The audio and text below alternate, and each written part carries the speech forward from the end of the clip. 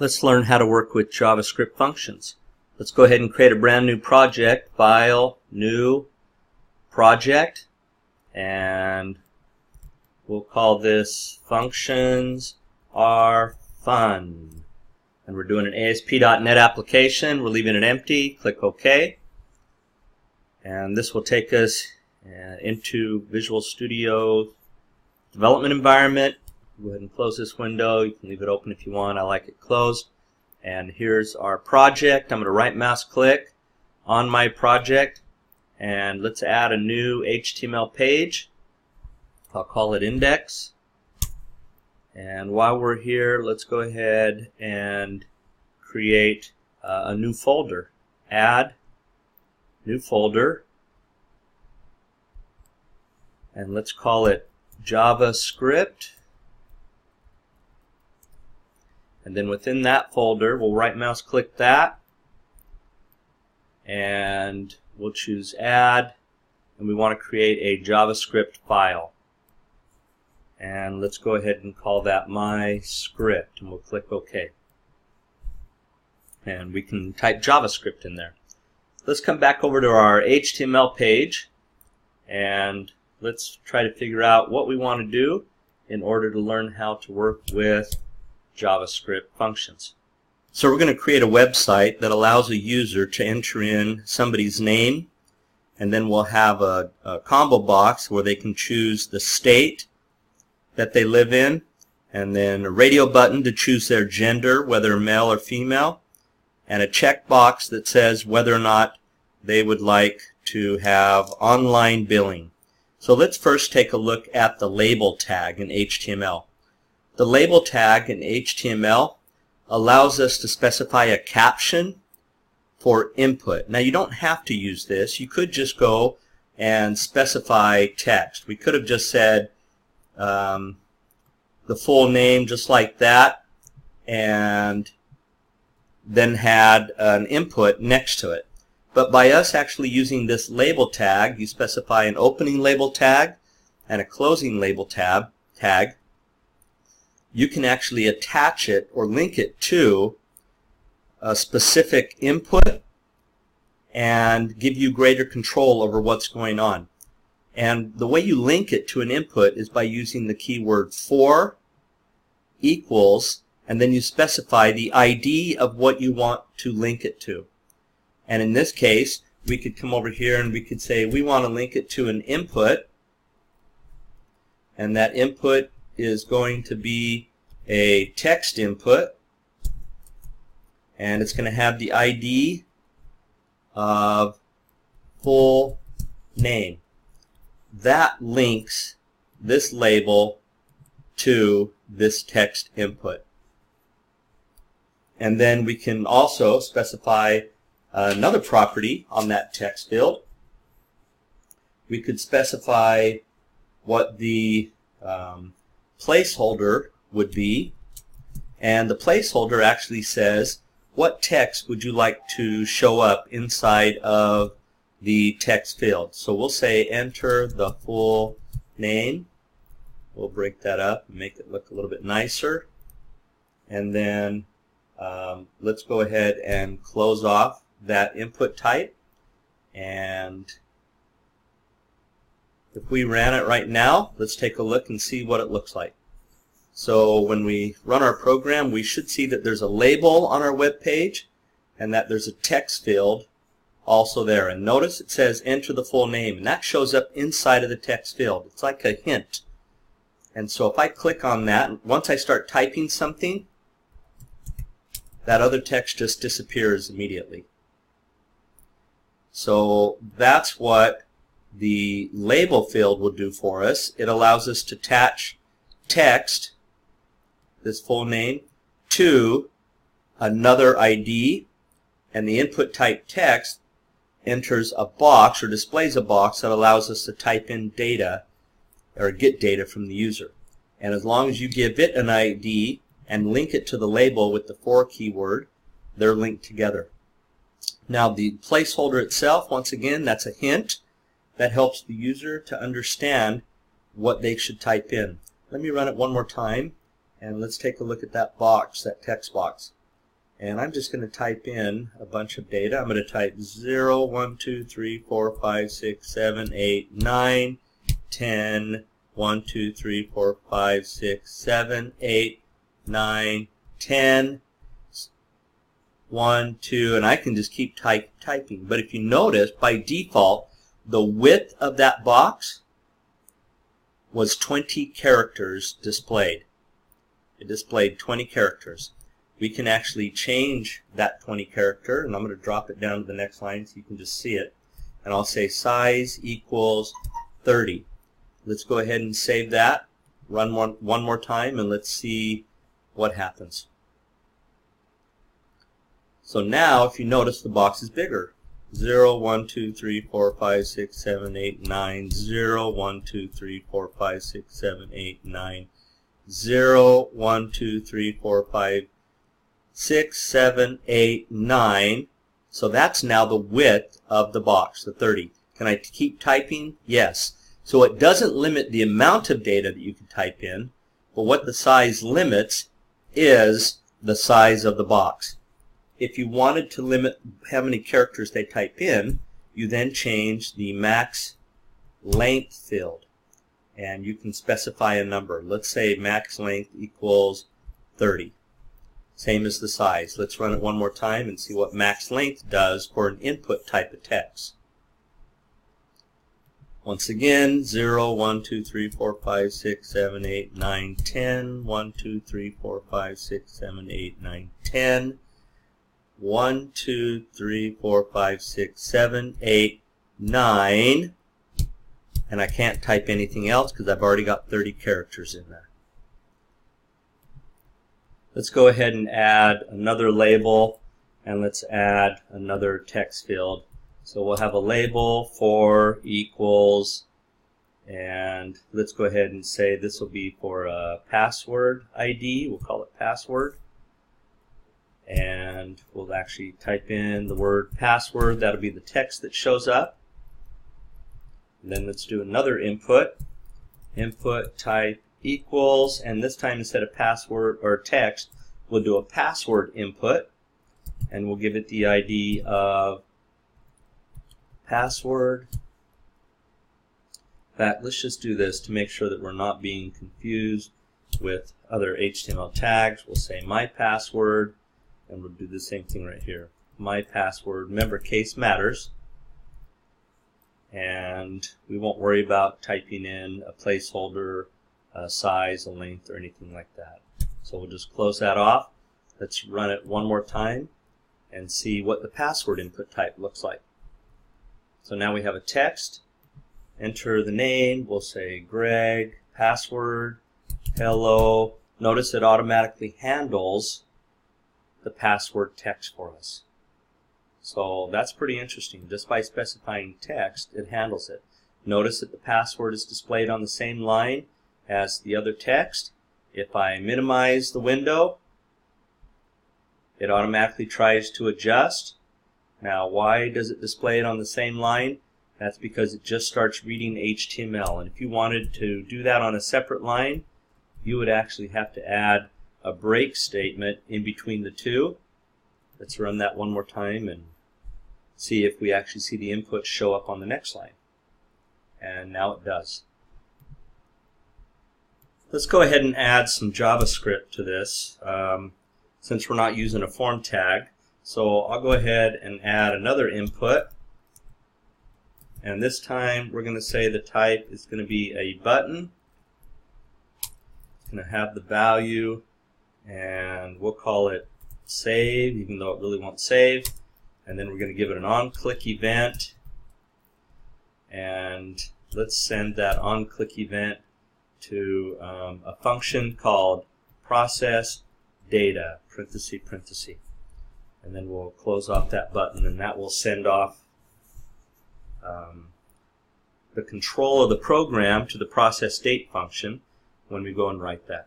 So now let's go up here to the top, and we want to go ahead and bring in our JavaScript file we are going to write. So we're going to do a script tag, and we're going to say source equals, and notice it brings up our options, and we're going to choose that new folder we made called JavaScript, and we're going to choose the MyScripts file. And that statement says that when we run this website, we'll come out here to the MyScript JavaScript file found in the JavaScript folder we made and give us access to any code that's in there. Now let's come over to the MyScript, and we're going to write a function called process data. And this will be our JavaScript function that we're going to use. And let's go ahead and display an alert box. And we want to use our DOM, so we'll say document dot get element by ID, and then we want to go ahead and grab the data that's inside of our text box. Our text input has the ID of full name. So what we could do here is get element ID, full name, make sure you type the case the same, upper and lower case, and then the way you get the data out of that text box is you use the word value. Now in this case I don't see the word value showing up there, I see node value. So let's go ahead and save that, and let's run our web page and just see what happens. So we'll go ahead and type in some data in the text box that's going to be displayed.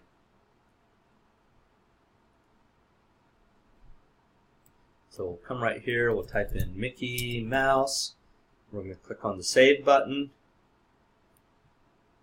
and then nothing happened there. So what's going on? Control-Shift-J.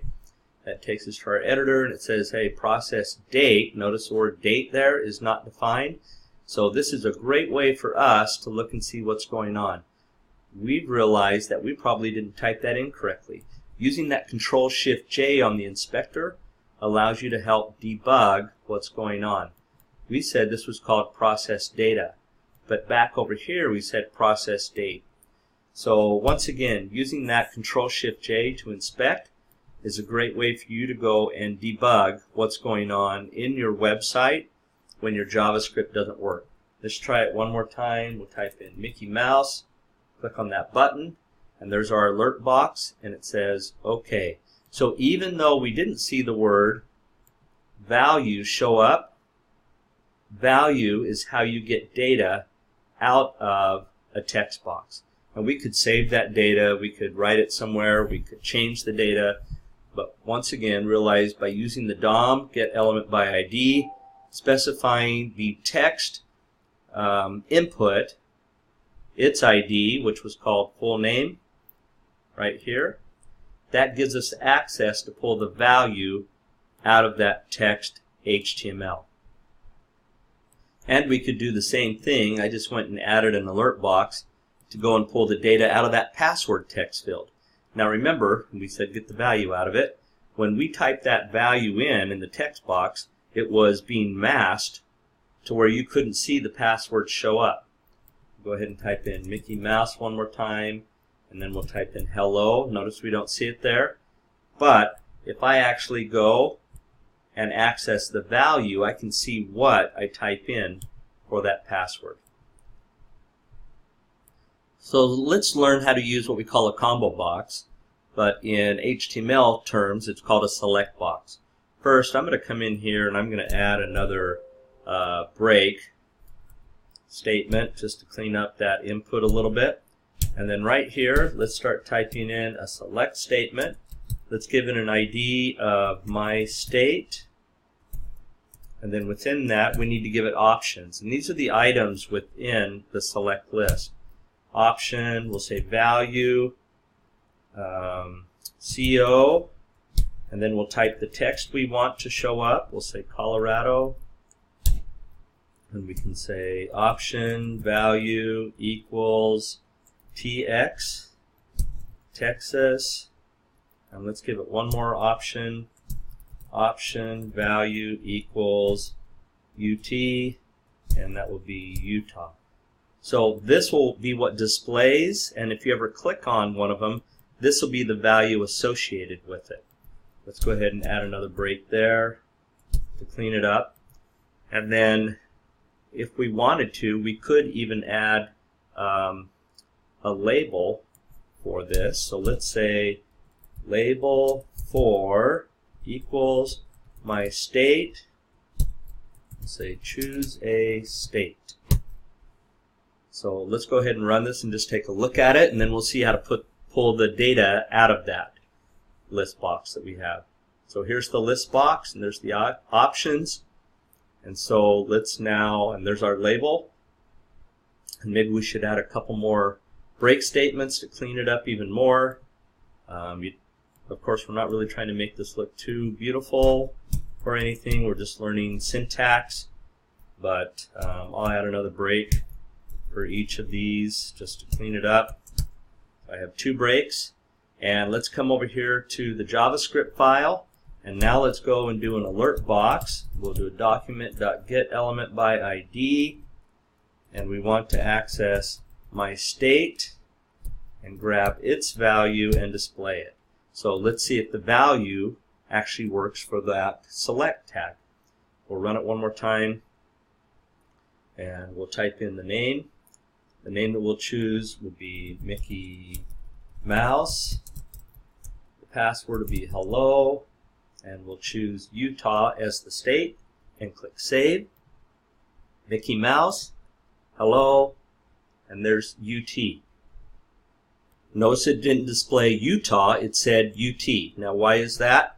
Because we said go get the value from that my state, and we said over here that the value for Utah was UT.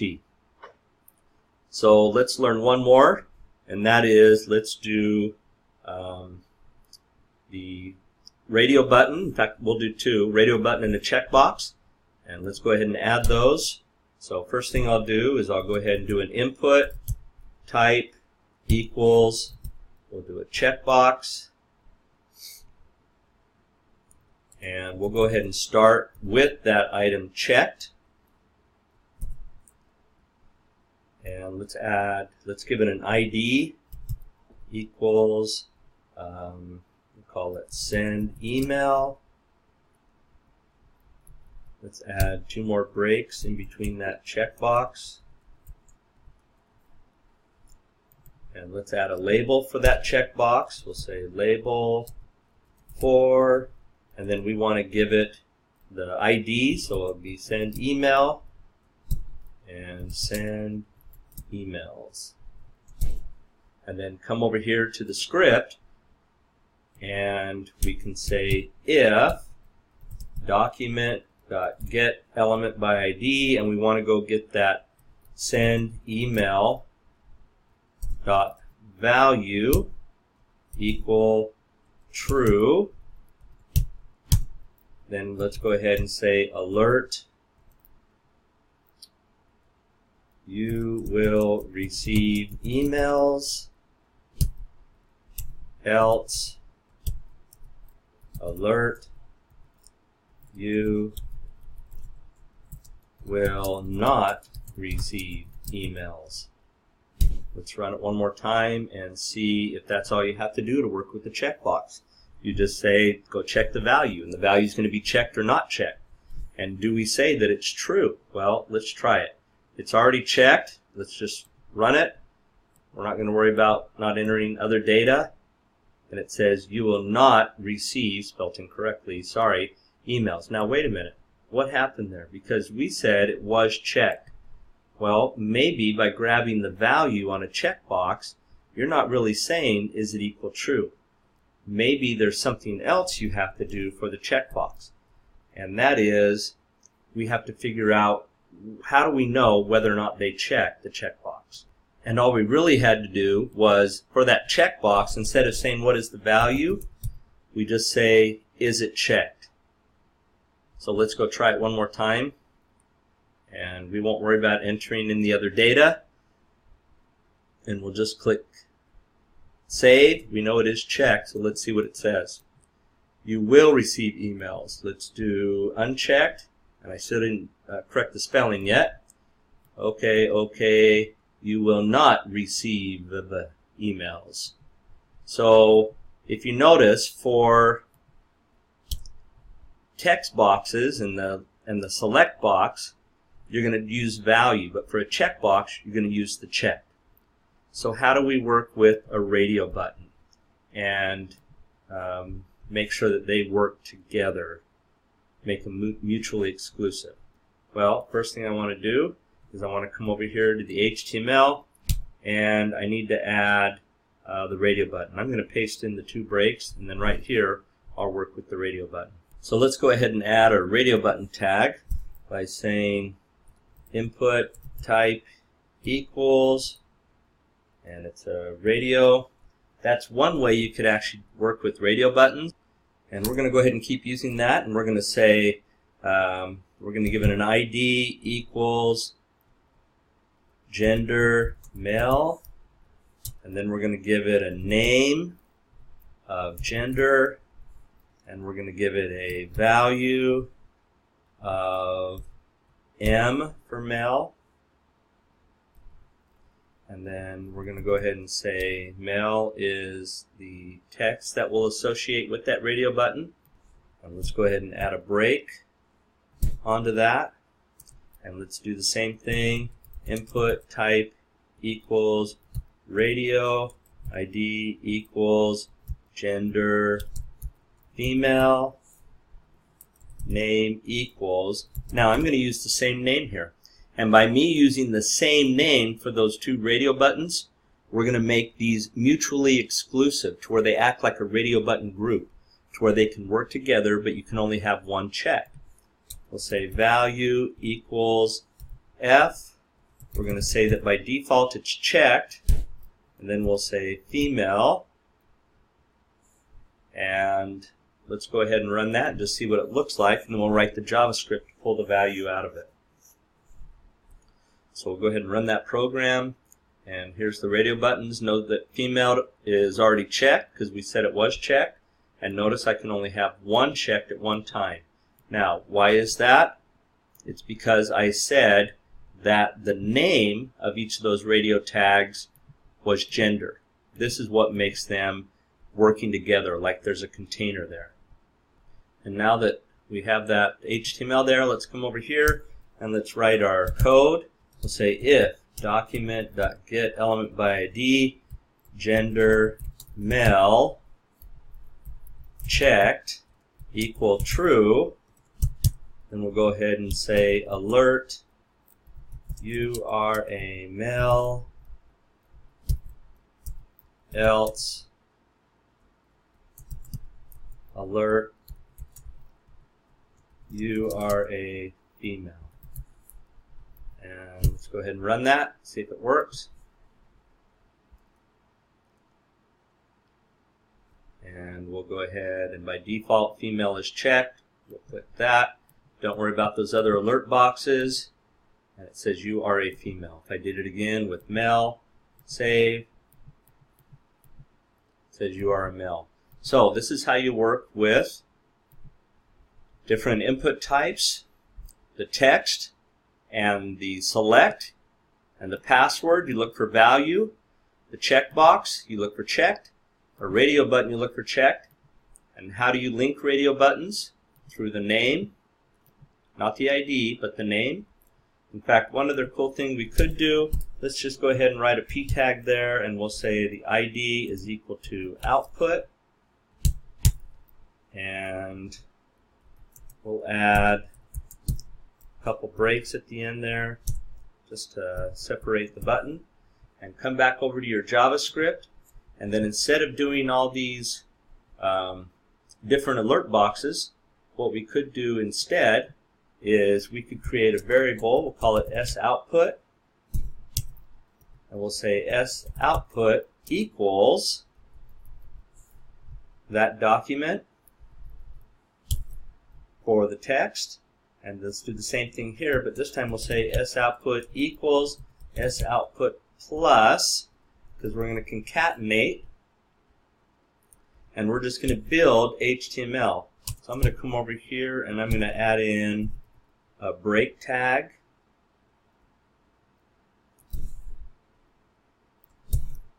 And there's our output there. Let's come to here. We'll say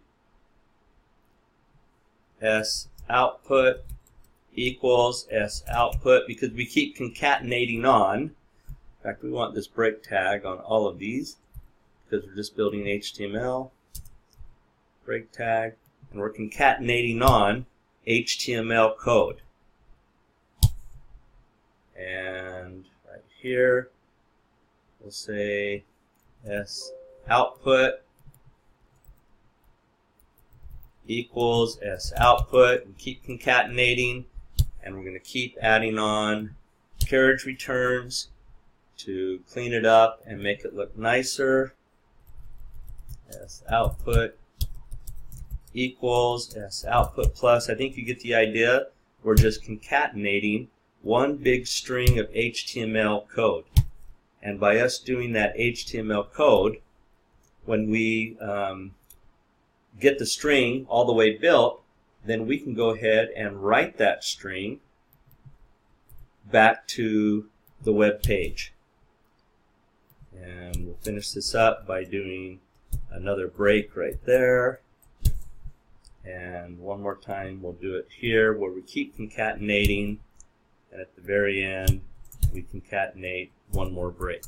And then now that we have the string all the way built, then what we can do here is say document dot get element by ID, and remember the element that we put over here we called output. So we could say go find the output HTML tag, which is the P tag, and let's change its inner HTML to be that new string we just built. Let's run it one more time, see how it looks. And then be aware, since it's just a string, you could put any HTML code in there. Mickey Mouse, password is hello, the state will be Utah, we do not want to receive emails, Mickey's a male, save, Mickey Mouse, hello, Utah, you will not receive emails, you are a male. And that's a way you can dynamically build HTML. And so any HTML tags you can do, you can embed in there. We could have said, let's go ahead and embed strong, because that's an HTML tag, and we want to do the whole name in strong, and then we'll turn off the strong. See, that's just HTML. So if we run it one more time, the name Mickey Mouse, if we type that in, should be bold on the web page. You just dynamically build HTML and then send it back to the screen. We'll go ahead and leave the rest the way it's checked. Mickey Mouse is now bold, meaning any HTML you can write, you can build it in that string and then send it back out to some ID. And that's how you work with a lot of the inputs.